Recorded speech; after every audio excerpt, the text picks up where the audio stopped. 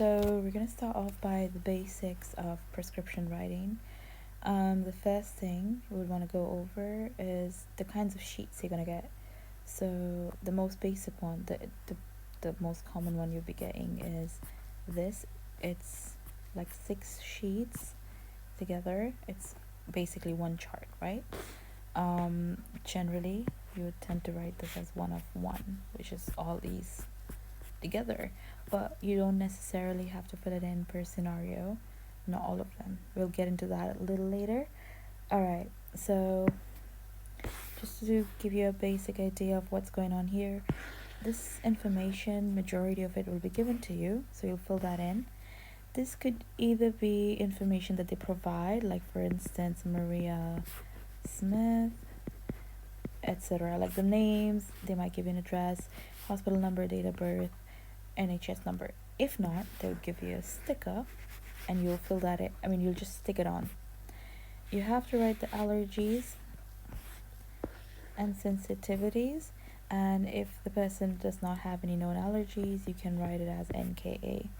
The type of reaction the person has, signature of yourself, your name, Dr. So and so, and the date of your exam. So there are 3 places where you're going to write dates over here. This, and this, which is basically the date of your exam. This part of your sheet is once only drugs. Not all scenarios require it. So based on the scenario, you're going to put it down there. Oxygen, generally a person coming with in COPD, exacerbation, etc. You have to fill this in. Again, not all patients would be having it. Going over to the next page, this is the antibiotic page. You'll notice one key feature here. It's this. Post 48 hours, medications are to be reviewed. So let's get into it. You write the name of the drug, the dose, the route, start date and stop date. If it's a 7-day period, it's assuming I'm starting mine on 13th 12. Here we go. 13 December. Stop date, assuming I'm giving the person medication for 7 days. So 13, 14, 15, 16, 17, 18, and 19. There's a reason why you would want to count it during the exam, because a lot of people just tend to add 13 plus 7 and they end up with a number like 20, right? Which is wrong. So you want to count it. I know it might take a few seconds off of you during the exam. Count it. Super important. Here you would want to put the dates down.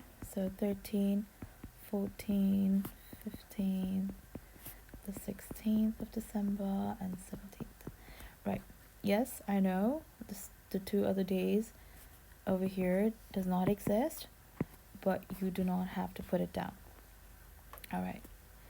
You're going to put your name, doctor last name, signature, your GMC number, PLAB number, the indications for this particular medication, and additional information. In most cases for antibiotics, we just end up writing to be reviewed in 48 hours.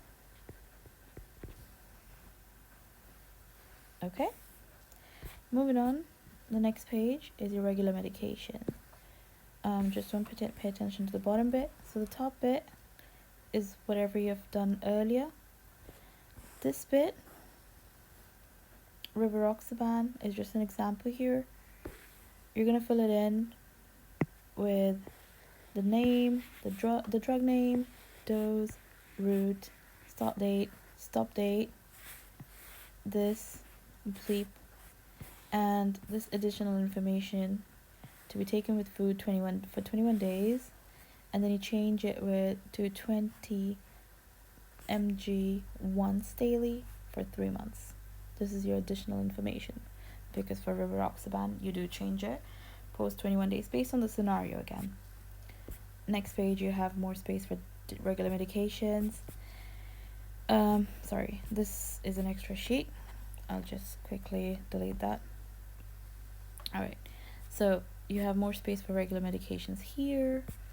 Then you've got as required, palliative cases would be on this page, PRN medications would be on this page, etc.